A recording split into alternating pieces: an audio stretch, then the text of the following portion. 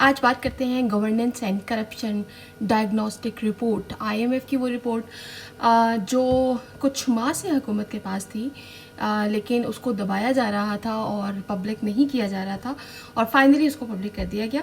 तो पाकिस्तान में करप्शन की जो कहानी है नई नहीं है, लेकिन जो आईएमएफ की ताज़ा रिपोर्ट है, पहली बार ऐसा हुआ कि जो खुले अंदाज में रियासती निज़ाम की अंदरूनी खराबियों को बेनकाब किया गया है। ये रिपोर्ट किसी सहाफ़ी ने नहीं लिखी है, अपोजिशन जमात ने नहीं लिखी है, इक़्तिदार में जो जमात है उसने नहीं लिखी है, या गैर मुल्की तज्ज़िया कार की राय नहीं है, बल्कि पाकिस्तान का अपना खुद माना हुआ एतराफ़ जुर्म है। ये स्टडी 186 सफ़हात पर मुश्तमिल है और मौजूदा 37 माह के $7 बिलियन के प्रोग्राम की शर्त के तौर पर हुकूमत पाकिस्तान ने खुद आईएमएफ और वर्ल्ड बैंक की टीमों को बुलाया, जो महीनों इस्लामाबाद और कराची में रहकर तहकीक करती रहीं। उन्होंने chief justice, state bank, FBR और नैब, रेगुलेटरीज जो अथॉरिटीज़ हैं, बैंक्स हैं, वजारतें हैं, कारोबारी हल्के हैं, सिविल सोसाइटीज़, सबसे मुलाकातें की। और ये रिपोर्ट पाकिस्तान के सिस्टम का अपना ही कराया गया एक एक्सरे है। तो रिपोर्ट बताती है कि पाकिस्तान में करप्शन कोई गैर मामूली बेज़ाब्तगी नहीं, बल्कि एक मुआशी बीमारी बन चुकी है, जो तय करती है कि कौन सा तबका अमीर होगा और कौन हमेशा गरीब रहेगा, और मुल्क बार बार दिवालियापन के करीब क्यों पहुंच जाता है। कागज़ पर हमारे पास कवानीन मौजूद हैं, इदारे भी हैं, लेकिन अमल में ये इदारे कवानीन अक्सर सिर्फ सियासी, दफ्तरी और कारोबारी इशराफिया के फ़ायदे के लिए काम करते हैं। यही वजह है कि पाकिस्तान में स्टेट कैप्चर कोई नज़रियाती इस्तिलाह नहीं है, बल्कि ये एक रोज़मर्रा की हकीकत है, एक खौफनाक हकीकत। आईएमएफ रिपोर्ट का पहला झटका वही तारीखी अदद है कि नेप की जो है 5.3 ट्रिलियन की जो रिकवरीज हैं सिर्फ 2 साल में, यानी जनवरी 2023 से दिसंबर 2024 तक 5.3 ट्रिलियन जो है करप्शन जो है वो उसमें रिकवरीज हुई हैं। मगर आईएमएफ का कहना यह है कि ये असल करप्शन का सिर्फ चंद फीसद भी नहीं है। 5.3 ट्रिलियन यानी करप्शन का चंद फीसद भी नहीं है। असल नुकसान पॉलिसी मेकिंग में होता है। टैक्स छूट, सब्सिडी, सरकारी वसाइल की बंदरबाट, कॉरपोरेट मुफादात की हिफाजत और सियासी असर रसूख से बनने वाली गैर मुनसिफाना मुआशी ढांचे। पाकिस्तान की मईशत की साख्त को देखें तो वफाकी सरकारी इदारे एसओईज तकरीबन जीडीपी का 12% पैदा करते हैं, जबकि इनके असासे मजबूरी मईशत के तकरीबन 50% के बराबर होते हैं। अगर हम बैंकारी निज़ाम में देखें तो तकरीबन 80% कर्जे हुकूमत और सरकारी इदारों को देता है। बैंक कर्जे किसको देता है? हुकूमत को और सरकारी इदारों को देता है, निजी कारोबार को नहीं दिया जाता। यानी मईशत में असल जो है जो इम्पोर्टेंस है वो आपके टैलेंट की नहीं है, बल्कि आपके लिंक्स की है। आपके कितने सॉलिड लिंक्स हैं, और जितने सॉलिड आपके लिंक्स होंगे उतनी ही आपको अपॉर्चुनिटीज़ और कर्जे और ये सब चीज़ें जो है मिलेंगी। तो आम आदमी के लिए क्या इस मुल्क में हो सकता है, एवरीवन कैन एनालाइज। अच्छा, बजट का हाल भी बहुत मुख्तलिफ नहीं है। यानी जो बजट पास किया जाता है 2024-25 में वफाकी अखराजात जो बजट पास किया गया था उससे 9.4 ट्रिलियन रुपए बढ़ गए थे। और इसमें आईएमएफ ये भी कहता है कि ये जो बजट हमें बज़ाहिर अवाम को दिखाया जाता है वो एक्चुअल बजट नहीं होता।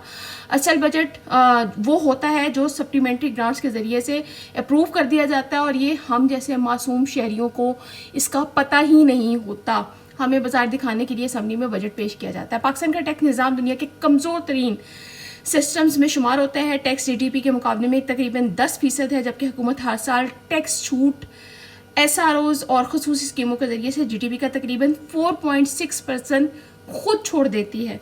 और ये आईएमएफ का कहना है कि ये है कि जो छूट हुकूमत खुद अपनी ज़ात को दे रही है, अपने आप को दे रही है, अपने मुफादात को दे रही है, ये रकम स्कूल, अस्पताल और साफ़ पानी वगैरह पर लग सकती है, बेसिक जो फैसिलिटीज़ हैं उसके ऊपर।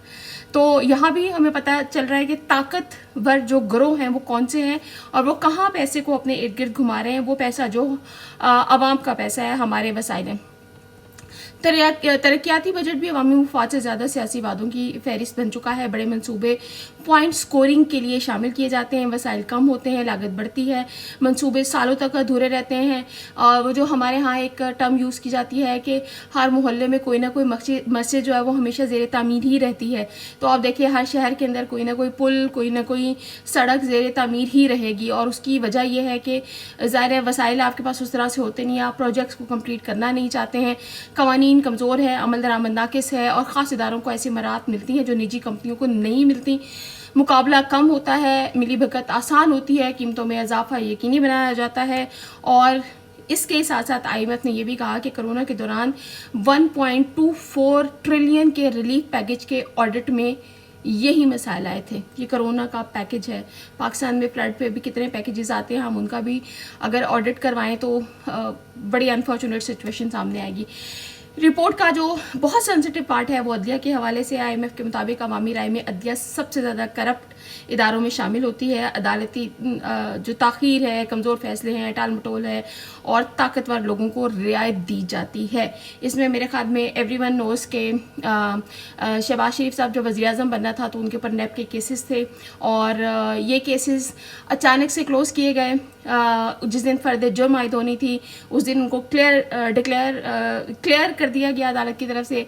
जिन जज साहब ने उनको डिक्लेयर किया वो उनका आखिरी फैसला था, वो रिटायर हो गया। रिटायरमेंट के बाद उनको मज़ीद इस्लामाबाद में एक पाकिस्तान इंफॉर्मेशन कमीशन में जो है इंफॉर्मेशन कमिश्नर लगा दिया गया, और वो पिछले 3 साल से वहाँ 12 लाख रुपया तनख्वाह ले रहे हैं। तो ये बड़ा सिस्टमेटिक चेन है करप्शन की, जो हमें बेनिफिट्स की भी, जब आपके कनेक्शंस हैं, आप you scratch my back I scratch yours, ये इस फॉर्मूले पे सारा जो है वो काम होता है।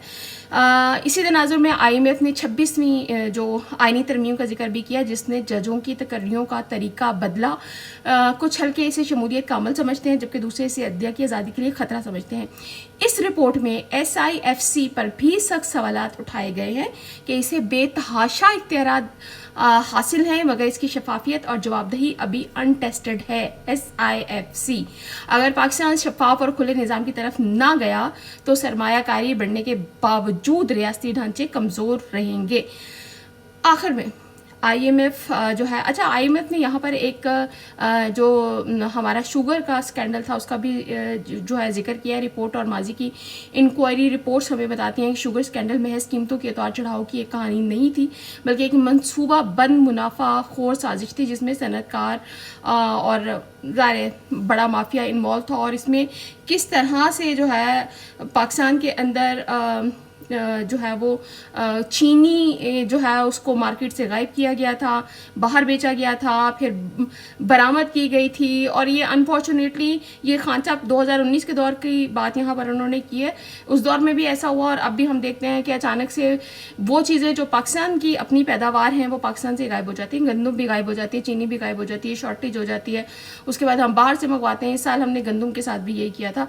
तो ये मैं फिर वही बता रही हूँ कि ये बड़ी सिस्टमेटिक करप्शन है जो हो रही है, सालों से हो रही है, हर हुकूमत करती है। इसमें IMF ने तमाम हुकूमतों को ऐड किया कि आप अयूब का ले लें, ज़िया का दौर ले लें, यानी जितनी मिलिट्री डिक्टेटरशिप आई, जितनी democratic governments I, Benazir, Nawaz Sharif, Imran Khan, everyone is involve. और ये सब वो लोग हैं जो हर बार IMF के पास जाते हैं, हर बार करप्शन को ख़त्म करने के दावे करते हैं, और हर बार कहते हैं हम रिफॉर्म लेकर आएंगे, हम सिस्टम को बेहतर करेंगे। इवन इस दफ़ा तो मरीम नवाज साहिबा ने क्लियर ये कहा था कि भाई करप्शन के ऊपर किसी किस्म का कोई कॉम्प्रोमाइज़ नहीं है। तो बट हम जो देख रहे हैं वो हमारे सामने है।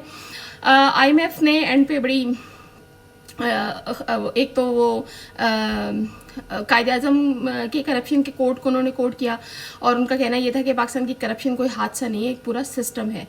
बजट से अदलिया तक, टैक्स से SEOs तक, और पॉलिसियों से मैशत की साख तक, हर जगह अशराफिया की गिरफ्त, कमज़ोर कवानीन, सियासी मदाखलत और ताकत का गलत इस्तेमाल निज़ाम को खोखला करता है। और आखिर में कायदे आज़म का वो जुमला जो आज भी सच साबित होता है कि करप्शन इज़ अ पॉइज़न, इसे ख़त्म करना होगा।